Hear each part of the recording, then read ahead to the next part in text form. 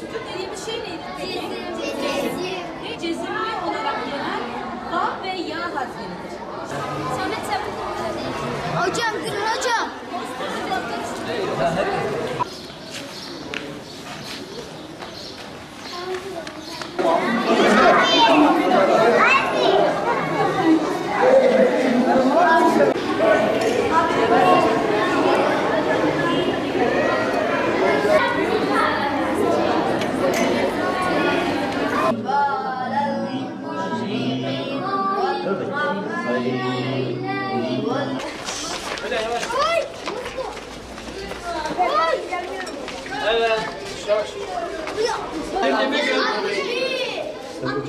Bir gün tecrüt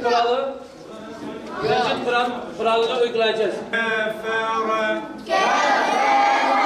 Ama Allah Resulü ne yapıyor? Yanına gidiyorsun. Diyor sen niye oynamıyorsun çocuklara diyor. Ders bitti şu anda teneffüse çıkalım çocuklar.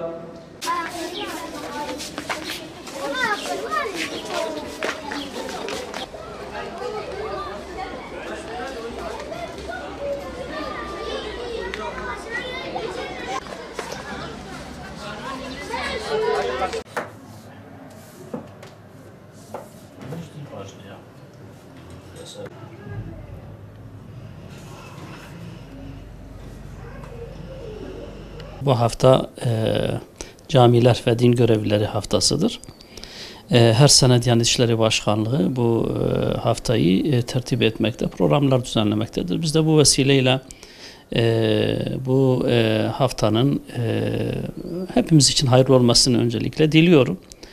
Fakat bu vesileyle şunları da yani İttihat temsilcisi olarak belirtmek istiyorum ki camiler tarih boyunca Müslümanlar için çok önemli bir yere sahiptir. Çünkü yeryüzünün tamamı Allahu Teala'nın mülkü olduğu halde camiler için Allah'ın evi, Beytullah diye tabir ediliyor. Yani Allahu Teala ibadetin yapıldığı, Allahu Teala'nın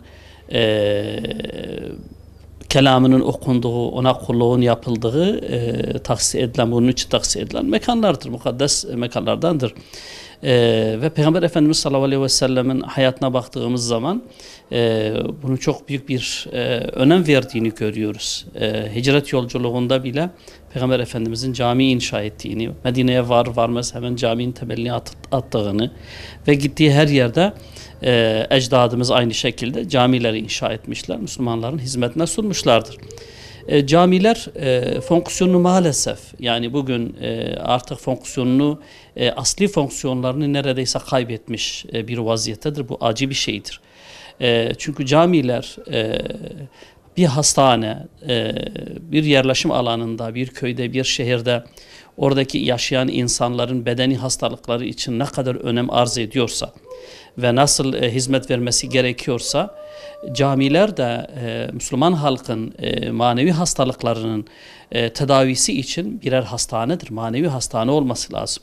Orada görev yapan imamlarımız, müezzinlerimiz, vaizlerimiz, görevlilerimiz bu hususta mutlaka manevi birer doktor olarak kendilerini görmeli ve insanların ihtiyaçlarını cevap vermek için bunu dert etmeliler ve uğraşmalılar. Camiler olabildiğince yani açık olması lazım, halkın ihtiyaçlarına cevap vermesi lazım. Özellikle insanlarımızın camilere teşvik edilmesi lazım. Gençliğimizin, çocuklarımızın mutlaka camiye teşvik edilmesi lazım. Camide terbiye alması lazım. Kur'an okutulması lazım. İslam'ın adabının öğretilmesi lazım. Kısacası o minber, o kürsü, Peygamber Efendimiz sallallahu aleyhi ve sellemin minberi, kürsüsü ve dolayısıyla Peygamber Efendimizin varisleri olan alimler, imamlarımız, hocalarımız da o kürsünün hakkını vermesi lazım. O kürsüyü halkın, toplumumuzun ıslahında hakkıyla kullanması lazım. Orada hakkın anlatılması lazım, hakikatin anlatılması lazım. Ama özellikle Müslüman neslin ıslahı için olabildiğince oranın istifadeye açılması lazımdır. Yani bütün zamanı toplumun ıslahı için o camilerin açık olması gerekir. Bu hususta bütün Müslümanların el birliği etmesi lazım. Şartların kolaylaştırılması lazım. Oraya insanların daha çok gelebilmesi için teşvik edilmesi lazım. Anne babaların da çocuklarını okula gönderme hususunda gösterdikleri ehemmiyeti camiye göndermede, orada İslami terbiyeyi almada, oradaki Kur'an dersini almada, namazı öğrenmede, Allah'ı öğrenmede, peygamberi öğrenmede de çocuklarını buraya teşvik etmesi gerekir. Özellikle camilerimiz bu yönüyle çok önemli ve maalesef bu önemini hakkıyla ifa etmediğine inanıyoruz. Hepimiz, yani sadece belli bir kesim değil, toplum olarak hepimiz bu hususta eksiklerimiz, kusurlarımız var. Bu vesileyle bunu tekrar hatırlatmış olalım ve camilerimizin asli fonksiyonuna kavuşması için hep beraber camilerimize sahip çıkalım, ibadetimizle sahip çıkalım, temizliğiyle sahip çıkalım, sahiplenmesiyle, yani maddi olarak onun sahiplenmesiyle ilgili üzerimize düşen görevleri yerine getirelim ve camilerimizi özellikle bodrumlara hapsetmeyelim, apartman altlarına hapsetmeyelim. Belki memleketimizin en güzel yerini bugün park olarak düşünüyoruz. Farklı bir şey olarak düşünüyor olabiliriz. Bunlar da ihtiyaçlar. Fakat toplumumuzun kolayca gidebileceği, görebileceği, zevk alabileceği yerleri elbette ibadethaneler olarak, camiler olarak da düşünmemiz gerekir. Çünkü bu millet Müslümandır ve camisinin en güzel yerde camisinin olması lazım. En kolay şekilde istediği yerde camisine gidebilecek, yani imkanlara kavuşması lazımdır. Bu hususta da eksiklerimiz var. Maalesef camilerimiz artık son zamanlarda şehirlerde hep apartman altına edilmiştir, hapsedilmiştir.